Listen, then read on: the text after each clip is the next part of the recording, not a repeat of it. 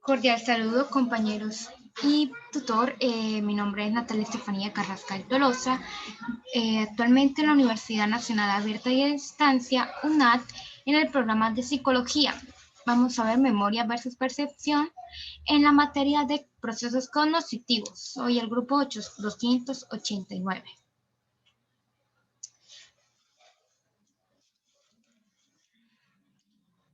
Los contenidos que van a tener esta diapositiva respecto a la memoria y la percepción van a ser los siguientes: el concepto, las áreas implicadas del cerebro, la clasificación y por último las patologías.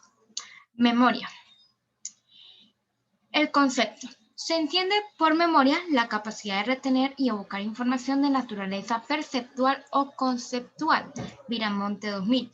Es decir, es la capacidad de almacenar y evocar información del pasado mediante procesos neurobiológicos del almacenamiento y recuperación de la información. Áreas cerebrales implicadas. Nos dice que el sistema nervioso central se caracteriza por la adquisición, almacenamiento y reposición de la información. También está el hipocampo, el tálamo, la neurona, la amígdala del lóbulo temporal y los cuerpos mamilares. La clasificación.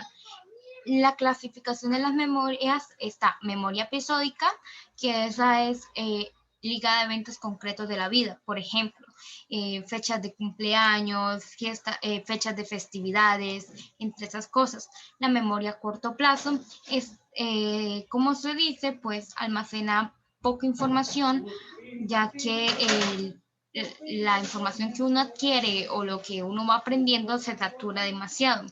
Por ejemplo, que se puede retener por medio de un par de minutos, 7 cosas a la vez, debido a que generalmente hay varios factores, ya sea por lo más lógico que esta zona de la memoria no tiene mucha capacidad de almacenamiento.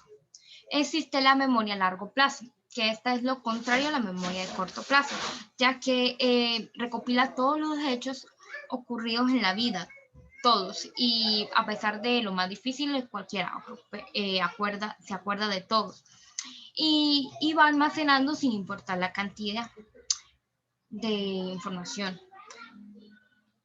La otra sería memoria semántica, que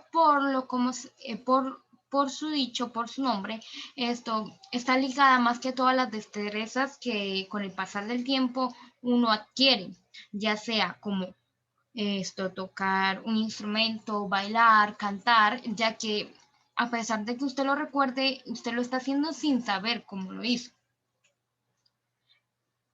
Está, por último, las patologías. En estas encontramos 4. Alzheimer es un tipo de demencia que causa problemas con la memoria. Prácticamente los pacientes que sufren de eso los síntomas más pronto son poco a poco olvidar las cosas, ya sea donde dejó las llaves, entre esas cosas, y se van agravando. Lo peor de esto es que esto no tiene cura, el Alzheimer no tiene cura, sí tiene tratamiento, pero no cura. La hipoxia cerebral. Si se trata de una hipoxia leve, se producirá dificultades en la concentración, atención, coordinación y por último memoria a corto plazo. La amnesia global transitoria, como su nombre lo indica, la amnesia es más que todo una pérdida de memoria de acontecimientos momentáneos. Por ejemplo, en esta parte, la global transitoria es una pérdida de memoria repentina y temporal de la memoria como tal. Dice que ocurrió durante, después y a veces del suceso que causó la amnesia. ¿Sí?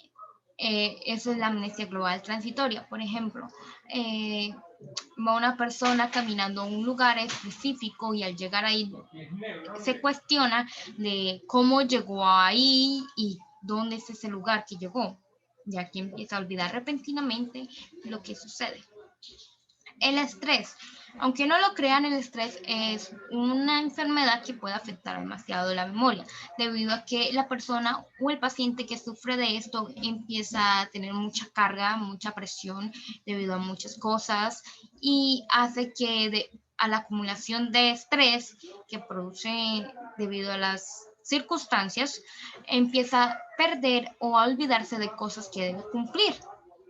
Eso es lo que se denomina el estrés. ¿Sí me entiende? El estrés causa que perdamos la memoria en cierta carga repentina de muchas cosas, ya sea el trabajo, la universidad, acumulaciones que poco a poco nos hacen olvidar algunas cosas para cumplirlas. Por último, la percepción. En el concepto de percepción se entiende más que todo de la manera de cómo el ser humano capta a su alrededor, ya sea esto una emoción, una sensación o el olfato, la vista o el tacto, sino también se trata de percibir más allá de los sentidos. De acuerdo a Martina, 1998, la percepción implica la captación de información a través de nuestros sentidos y su posterior procesamiento para dar un significado a ello. Las áreas cerebrales implicadas en la percepción están el lóbulo frontal, que este se encarga más que todo del razonamiento, movimiento, emociones, atención, lenguaje, el lóbulo parietal, que se encarga de tacto, gusto, olfato, presión, temperatura, el lóbulo temporal, que se encarga de la audición, la memoria y el aprendizaje, y por último el occipital, que es la visión. Su clasificación: la percepción de la forma, la percepción de la profundidad, percepción del movimiento y por último la constancia perceptiva. En la percepción de la forma podemos ver que se trata de figura y fondo y agrupación.